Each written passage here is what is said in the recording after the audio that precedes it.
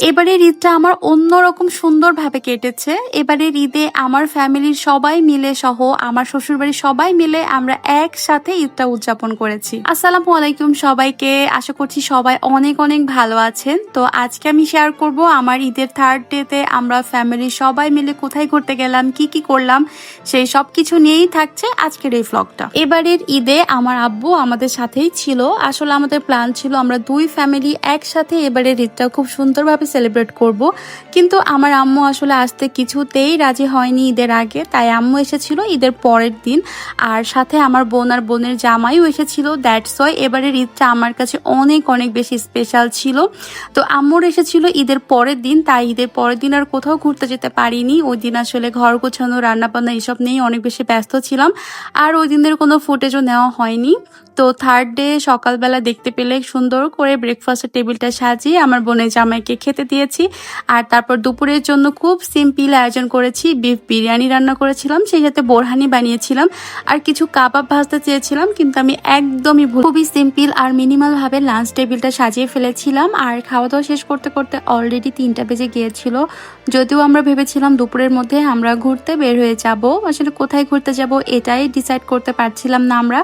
তারপর ভাবলাম যে আমরা যাব হচ্ছে 3D আর্ট গ্যালারিতে, ওখানে আরও কয়েকটা প্রজেক্ট আছে, ওগুলোও আমরা দেখতে পাবো। কিন্তু আমরা যেতে যেতে আসলে অনেক বেশি লেট করে ফেলেছিলাম। আমরা পৌঁছাতে পৌঁছাতে অলরেডি 6টা বেজে গিয়েছিল। তো আমরা দুই বোন রেডি হয়ে নিয়েছি, আর মেট্রোতে যেয়ে আসলে আমাদের অনেক বেশি লেট হয়ে গিয়েছে। অনেক বেশি ক্রাউড ছিল, যেহেতু ঈদের মধ্যে ছিল, তাই এখানে লাইন ধরে দাঁড়াতে আমাদের অনেকটা সময় নষ্ট হয়ে গিয়েছে। তারপর আমরা বিজয় সরণিতে নামলাম, আর আসলে আমরা কোনটাতে যাবো আগে সেটাই বুঝতে পারছিলাম না। ভেবেছিলাম ফার্স্ট আমরা 3D আর্ট গ্যালারিতে যাব, তারপর অন্য কোথাও একটা যাব, কিন্তু আসলে ওখান থেকে বের হতে হতে আমাদের অলরেডি 8:30 মতো বেজে গিয়েছিল, তাই আর অন্য কোথাও যাওয়া হয়নি। তো ফার্স্টে যে তো একটু আহাম্মক হয়ে গিয়েছিলাম, ভালো লাগছিল না খুব একটা, মনে হচ্ছিল যে কি দেখবো এখানে। তারপরে যে মিররের যে একটা ওয়ার্ল্ড আছে না, এটাকে কি বলে আসলে আমি এখন মনে করতে পারছি না। তো এইটার মধ্যে যে আমাদের একটু আনন্দ লেগেছিল, একটু ভালো লেগেছিল, এটাতে আমরা বেশ এনজয় করেছি, কিন্তু খুবই অল্প সময়ের মধ্যে অলরেডি বেরো হয়ে গিয়েছি। এই তো তারপর আরও কিছুক্ষণ ঘুরে ফিরে দেখলাম। আর যেহেতু আমার আম্মুকে নিয়ে গিয়েছিলাম, আমার আম্মু তো অনেক বেশি অসুস্থ, একদমই হাঁটতে পারে না। অল্প একটু হাঁটার পরেই আম্মু অসুস্থ হয়ে গিয়েছিল। এরপর ভাবছিলাম যে অন্য কোথাও যাব, কিন্তু আম্মুর অবস্থা এত খারাপ হয়ে গিয়েছিল আর কোথাও যাওয়ার মতো অবস্থাও ছিল না। আর এই যে আমার ভাই এখানে একদম সুন্দর মতো পোজ দিয়ে ছবি তুলছে। আমার না কেন জানি একটু লজ্জা লজ্জা লাগছিল আসলে ছবি তুলতে, খুব একটা তুলি নাই, তো লাস্টের দিকে যে দু একটা তুলেছি। আর আমার বোনের জামাইয়ের এই ভিডিওটা আমি করে রেখেছি, ও দেখলে আসলে লজ্জাই পাবে।